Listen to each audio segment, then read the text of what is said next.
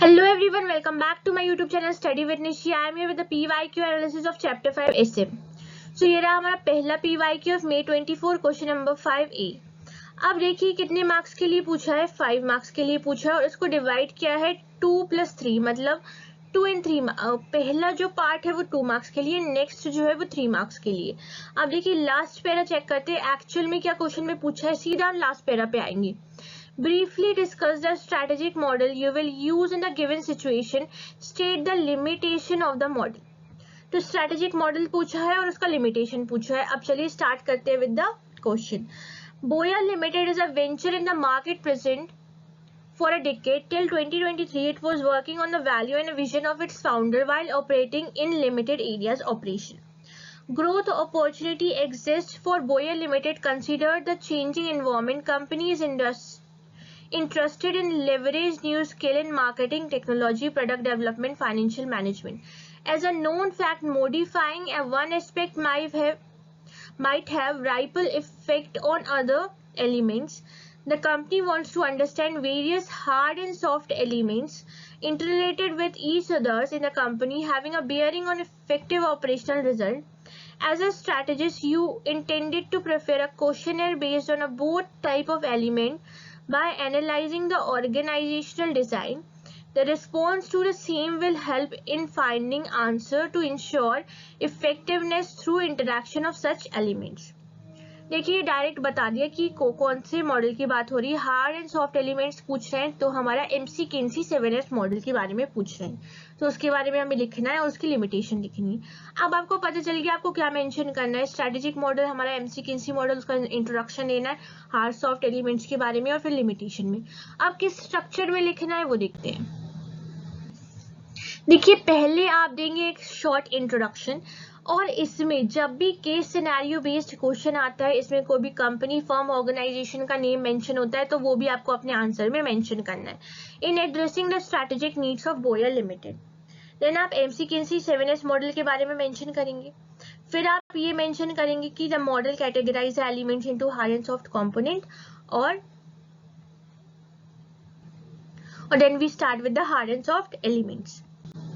अब देखिए आप इंट्रोडक्शन दे दिया, फिर आप ये एलिमेंट्स के ना ऐसे स्ट्रक्चर बना सकते हैं. ये हार्ड एंड सॉफ्ट एलिमेंट्स के लिए आप स्ट्रक्चर बना सकते हैं. जो हार्ड एलिमेंट्स हमारे जैसे स्ट्रेटेजी स्ट्रक्चर, अब हमारे पास तो स्पेस थी हॉरिजॉन्टली, आपके पास आपकी शीट में वर्टिकली स्पेस होगी, तो जो हार्ड एंड सॉफ्ट एलिमेंट्स को आप वर्टिकली बना सकते हैं.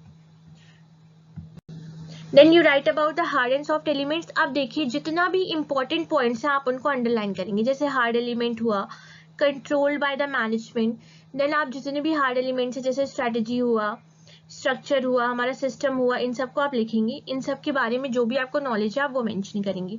अब जब आप स्ट्रेटेजी के बारे में लिखेंगे तो डायरेक्ट ये सीधा यहीं से स्टार्ट नहीं करना है, आपको इसकी सेकेंड लाइन से, same with the other elements, second line से स्टार्ट करेंगे. और जितने भी इंपॉर्टेंट पॉइंट्स हैं जैसे कोर कॉम्पिटेंसी हुआ, जैसे ये कीवर्ड्स है, कंपेटिटिव एडवांटेज हुआ, ब्लूप्रिंट हुआ, इन सबको आप अंडरलाइन करेंगे.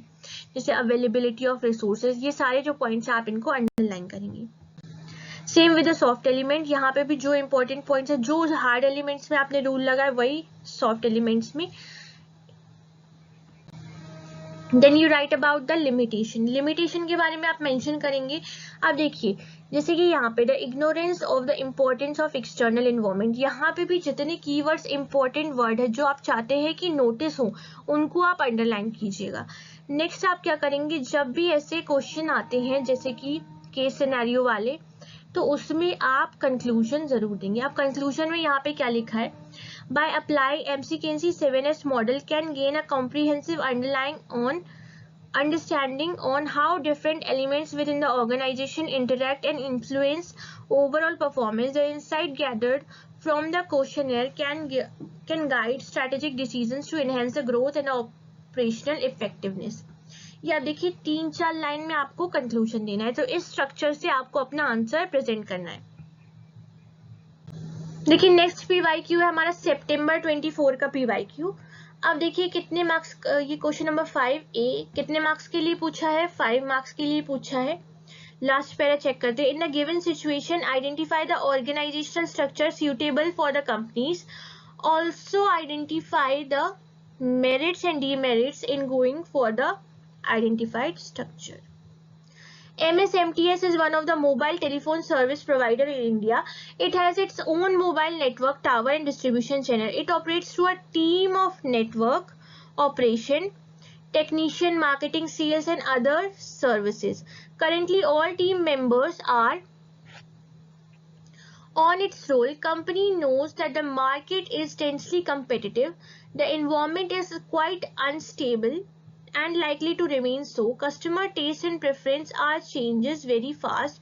There is strong need for innovation and quick response. While eliminating in-house business function, company is considering outsourcing major activities and focusing on its core competencies. अब देखिए ये हमें क्या बता रहा है ये वाला para, while eliminating in-house business function, company considering outsource in house business function को एलिमिनेट करना, आउटसोर्स कर रहे हैं मेजर एक्टिविटीज को और अपनी कोर कंपिटेंसीज पर फोकस कर रहे हैं. तो ये सारा क्या स्ट्रक्चर बता रहा है, ये बता रहा है हमारा नेटवर्क स्ट्रक्चर. तो आपको किसके बारे में लिखना है, नेटवर्क स्ट्रक्चर के बारे में. अब पहले आप शॉर्ट इंट्रोडक्शन देंगे कि ऑर्गेनाइजेशन जैसे एमटीएस लिमिटेड है, नेटवर्क स्ट्रक्चर सूटेबल है. A company which such a structure is often called as virtual organization. अब आपने शॉर्ट इंट्रोडक्शन दिया. अब देखिए नेक्स्ट आप बनाएंगे नेटवर्क स्ट्रक्चर. ऐसा होता है, नेटवर्क स्ट्रक्चर बनाएंगे. आप चाहे तो एक दो फंक्शन और ऐड कर सकते हैं. ये हमारा नेटवर्क स्ट्रक्चर होता है, जैसे हेडक्वार्टर हुआ और बाकी जितनी भी एक्टिविटीज है वो हम आउटसोर्स करते हैं और वो सब कैसे कनेक्टेड रहती है हेडक्वार्टर से. तो ये आप नेटवर्क स्ट्रक्चर बनाएंगे. देन नेटवर्क स्ट्रक्चर के मेरिट्स के बारे में आप लिखेंगे. देन नेटवर्क स्ट्रक्चर के डीमेरिट्स के बारे में लिखेंगे. तो ये रहेगा हमारा नेटवर्क स्ट्रक्चर के लिए, नेटवर्क स्ट्रक्चर के आंसर का स्ट्रक्चर. पहले आप छोटा सा मतलब एमटीएस जो फर्म और ऑर्गेनाइजेशन है उसका नाम मेंशन करेंगे, उनमें नेटवर्क स्ट्रक्चर सूटेबल है. ऐसी ऑर्गेनाइजेशन को वर्चुअल ऑर्गेनाइजेशन बोलते हैं. फिर आप नेटवर्क स्ट्रक्चर बनाएंगे और नेटवर्क स्ट्रक्चर के बारे में आप चाहें तो एक दो लाइन और लिख सकते हैं. देन आप मेरिट्स लिखेंगे, देन डीमेरिट्स लिखेंगे. तो ये हमारा पूरा आंसर का स्ट्रक्चर हो जाएगा. नेक्स्ट क्वेश्चन है हमारा जेन 25 का क्वेश्चन नंबर 5A. अब ये कितने मार्क्स के लिए पूछा है, 5 मार्क्स के लिए. अब देखिए 5 मार्क्स को इनने डिस्ट्रीब्यूट किया है 4 पार्ट्स में, 1 मार्क्स के लिए, 2 मार्क्स के लिए एंड 1 मार्क्स के लिए. अब देखिए लास्ट पैरा देखते हैं कि एक्चुअल में क्या पूछ रहा है क्वेश्चन में. Identify and explain the organisational structure best suited in the above case scenario. State the advantage and disadvantage. Identify की 1 मार्क्स, एक्सप्लेन की 2 marks and advantage and disadvantage की 1 marks. ABC group of a company have a 5 project at a different geographical location. Each project is managed by a dedicated project manager. A CEO is supported by a team of subject matter expert in each function at a corporate level of the company. As an expected practice, the authority and the communication flow vertically and horizontally in the company.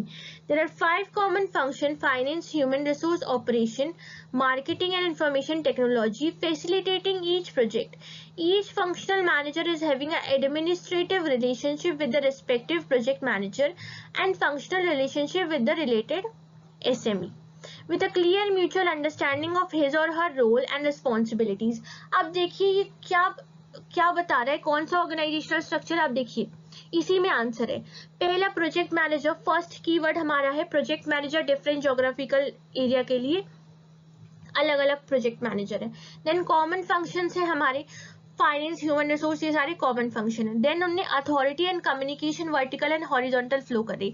ये सारे keywords हमको क्या इशारा दे रहे हैं कि यहाँ पे कौन सा स्ट्रक्चर की बात हो रही है, यहाँ पे बात हो रही है मैट्रिक्स स्ट्रक्चर की.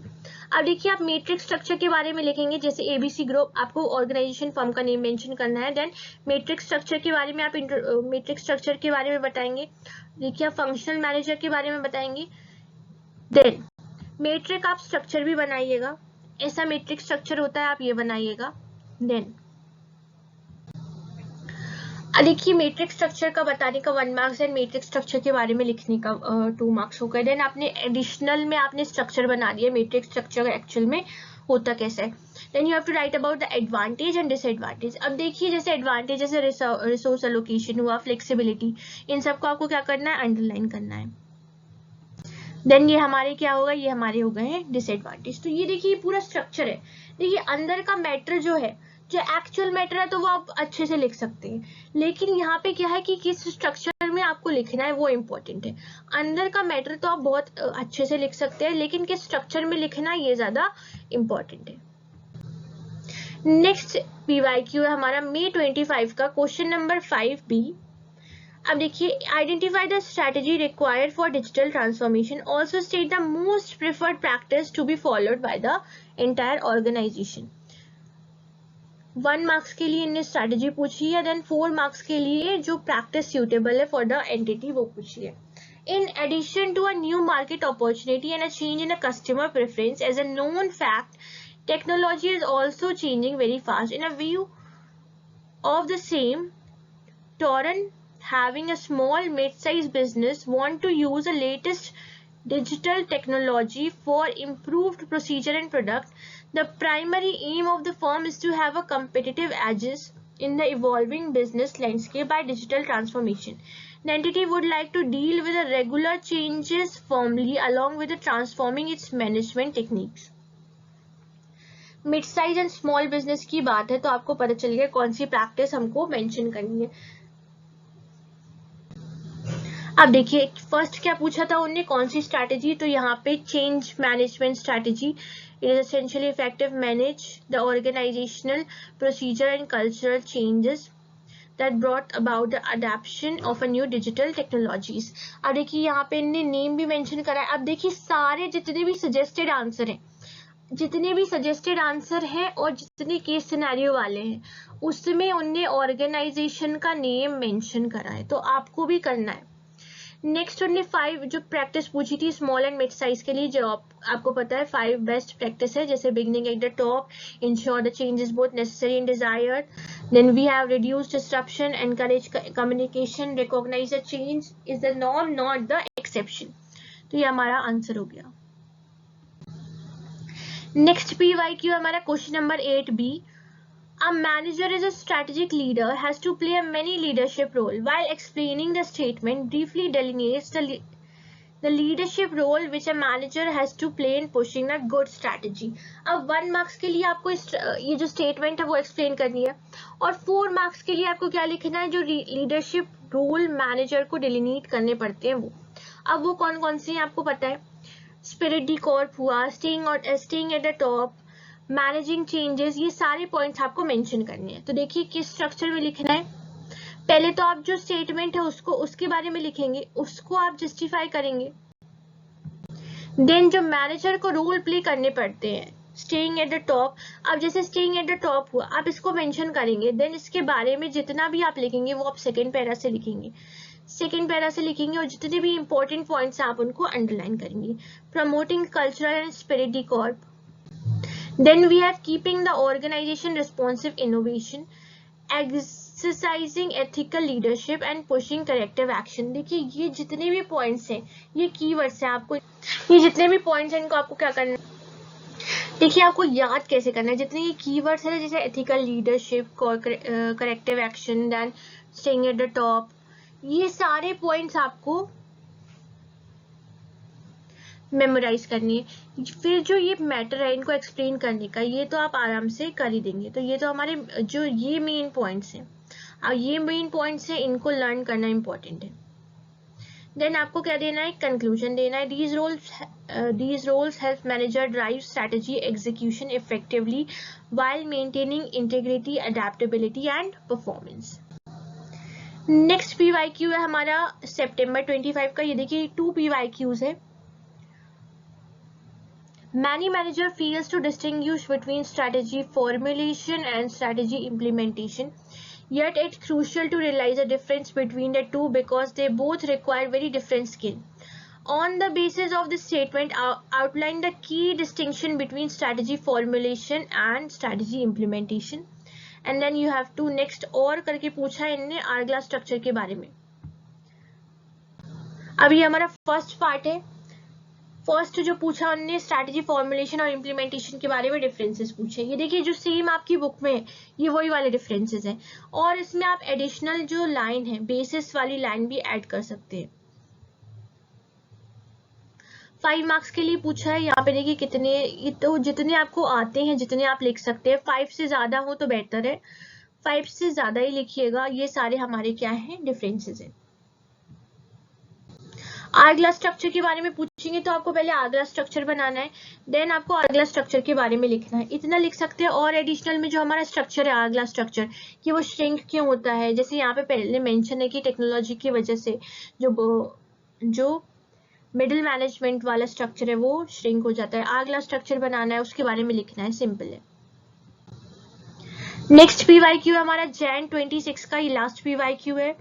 An organization should select a right strategic performance measure that are aligned with its goal and objective and provide a relevant and actionable information. Explain all the factor importance of these factor that needs to be considered. अब आप पहले क्या देंगे, पहले एक छोटा सा introduction देंगे। Strategic performance measure should be carefully selected so that they are aligned with the organizational goals and provide a relevant and actionable information. In selecting a right and measure, organization should consider the following factors.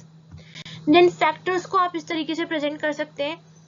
Factors आपने ये structure बना दिए factors, फिर आपने इसका relevance हो गया, हमारा डेटा अवेलेबिलिटी हो गया, डेटा क्वालिटी हो गया, देन डेटा टाइमलीनेस हो गया। नेक्स्ट आप जितने भी आपके फैक्टर्स है आप उनको एक्सप्लेन कर सकते हैं। रिलेवेंस देखिए आप, फिर आप वही बात है, आपको जो इंपॉर्टेंट वर्ड्स है उनको अंडरलाइन करना है, जितने भी आपको इंपॉर्टेंट वर्ड्स लगे आपको उनको अंडरलाइन करना है। सो आज और साथ में ये रहा आपका कंक्लूजन इसका थोड़ा लेंदी है, क्योंकि देखिए रिलेवेंस और बात उस चीज के बारे में ज्यादा मैटर नहीं है लिखने का, उतना लिखेंगे आप, उसके बाद आपको ये कंक्लूजन देना है। सो आज के लिए इतना ही। आप आई होप आपको आज के जो पीवाईक्यू एनालिसिस था हमारा वो पसंद आया होगा और एक्सप्लेनेशन पसंद आया होगा। देखिए जो बाकी का मैटर है वो हम पहले डिस्कस कर चुके हैं प्रीवियस वीडियोस में, कि समझ चुके हैं। यहाँ पे हमने क्या डिस्कस करा, आपको किस स्ट्रक्चर में लिखना है। देखिए आपने अगर स्टडी करी है अच्छे से, आपने जैसे मेरे प्रीवियस वीडियोस देखिए चैप्टर 5 की, आपको पता है क्या आंसर लिखना है, कैसे लिखना है, लेकिन किस स्ट्रक्चर में लिखना है। आप देखिए क्वेश्चन से आपको पता तो चल रहा है क्या पूछा जा रहा है, लेकिन उसको अच्छे से स्ट्रक्चर्ड वे में लिखना, प्रोफेशनली लिखना इंपॉर्टेंट है, तो वो हमने यहाँ पे डिस्कस करा। तो आज के लिए इतना ही। आई होप आपको पसंद आया होगा, तो पसंद आया तो लाइक कीजिएगा, प्लीज सब्सक्राइब कीजिएगा और अपने फ्रेंड्स के साथ शेयर कीजिएगा। Thank you so much for watching.